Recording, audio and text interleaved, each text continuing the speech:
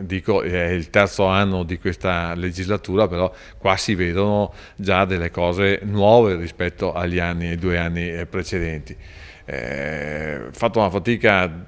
anche abbastanza intensa, subito anche degli attacchi personali, però alla fine abbiamo portato a casa un risultato e voglio dire è un risultato di tutti, non voglio tirare sulla bandierina di un partito, è un risultato che dà sostegno ad un determinato livello di solidarietà e di sociale nel Veneto, ma anche poi vede con intensità tutta l'operatività sulle aziende che l'assessore Coppola ha spiegato in aula, che sono 23 milioni di euro per quanto riguarda le aziende per lo scorrimento delle graduatorie